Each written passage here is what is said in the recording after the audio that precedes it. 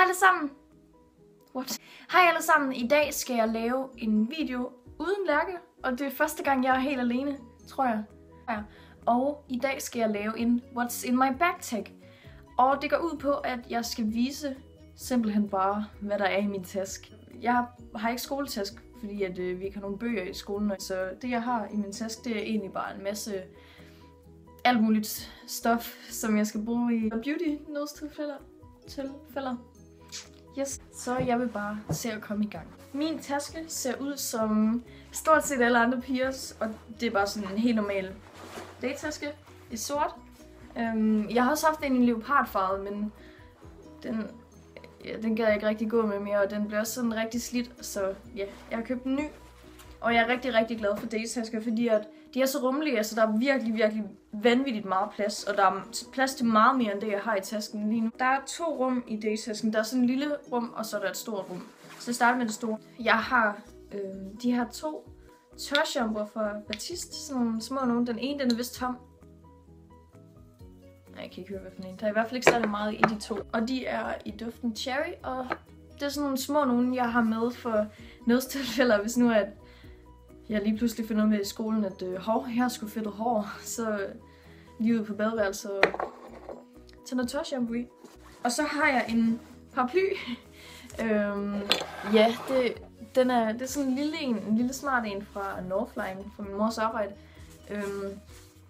Ja, og den er jo bare smart at have med, for hvis det lige pludselig begynder at regne, så kan man slå paraplyen ud.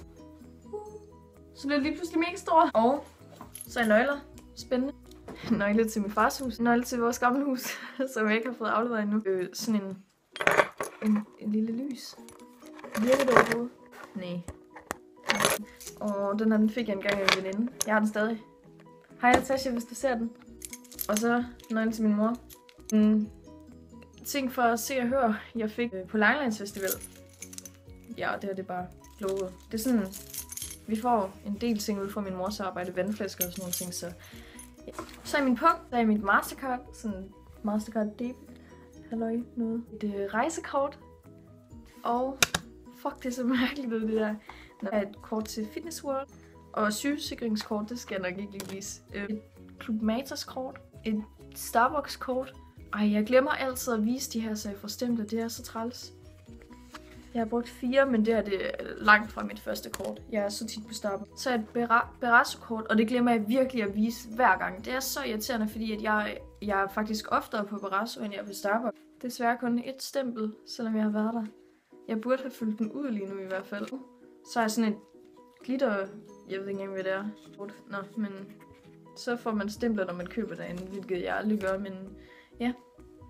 Og så min punkt, den ser sådan her ud, og indeni, der ser den sådan her ud, så der er plads til penge hernede. Der tror jeg også, jeg har sådan nogle småmønter. Og en 50 øre. Wow. Nå, men der er i hvert fald, jeg har mine småmønter herinde, og så har jeg altså mine sedler hernede, og så alle mine kort her, og de er fyldt op.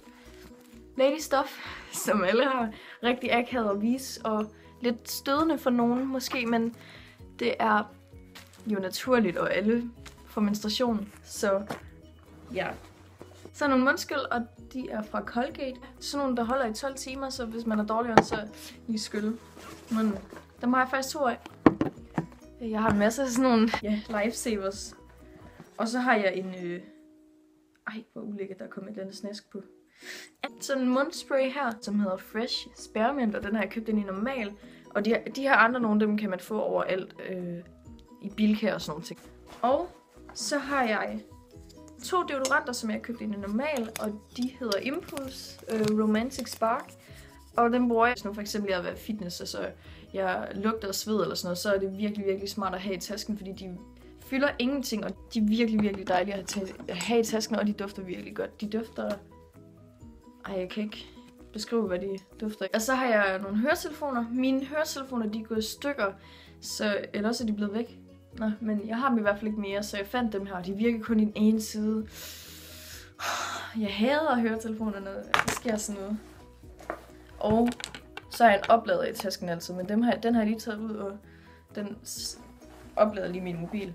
Så ja, og så har jeg en Tangle Teaser. Jeg ved ikke lige, hvor den her bund er henne. Det er en fake Tangle Teaser fra Det er Satsa, og den har jeg også købt i normal.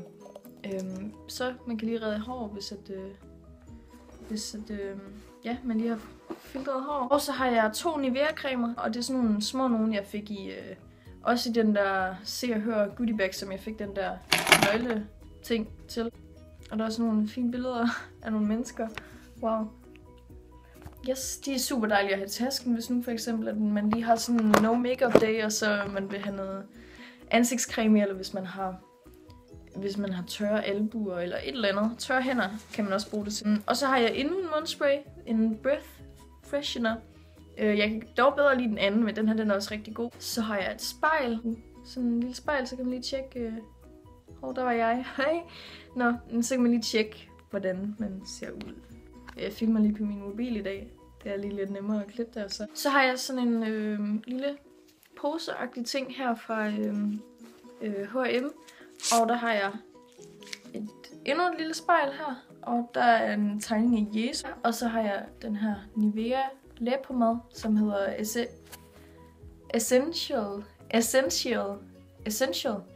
Essential Care. Wow. Og så har jeg Mentolatum lip balm. Og så har jeg sådan en lille parfume, som hedder The Voice of an Angel. Og den har kostet 20 kroner eller sådan noget. Yes, og det var i den her lille pose fra H&M. Eller pose, jeg ved ikke, hvad man kan kalde den. Men så der 2 ting tilbage i det store rum. Den anden sidste, det er briller. Ja, jeg har brugt briller i skolen. Ja, og det er de her sorte briller fra Louis Nielsen. Og så der har jeg også noget brillerens. Og så til sidst, så har jeg en drikkedunk. Spændende. Ja, ja. Yes. Og så til den lille lomme, der har jeg simpelthen et lager af Gajol og Lækkerol. Fordi jeg kan ikke koncentrere mig i skolen, så jeg skal altid have et eller andet at tygge på. Og så har jeg sådan en lille bøtte fra en prøve fra The Body Shop. Ja, og den kan man egentlig bare tage ud og så proppe håndcreme i eller et. Så har jeg den her lås til Fitness World, så jeg kan komme ind. Spændende. En pille. Ja, hvis jeg lige får hovedpine eller et eller andet. Og så har jeg tandtråd. Det var det for den her video. Jeg håber, at I kunne lide den, og at I vil like og subscribe. Det er lidt en anderledes video, end hvad vi plejer at lave, men sådan noget her vil jeg så også komme en del af på kanalen, sådan, hvor vi for eksempel lægger makeup og sådan nogle ting. Der kommer også snart en ny video med Hanne og Anne-Marie, som vi har fået virkelig positive kommentarer om, og en masse negative, men sådan er det jo altid.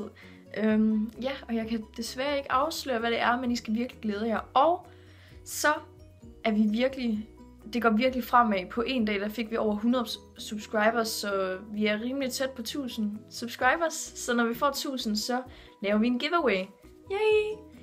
Der sker en masse lækre ting på kanalen her forløbig. Så subscribe på vores kanal, så I kan holde jer opdateret. Så yes, vi ses!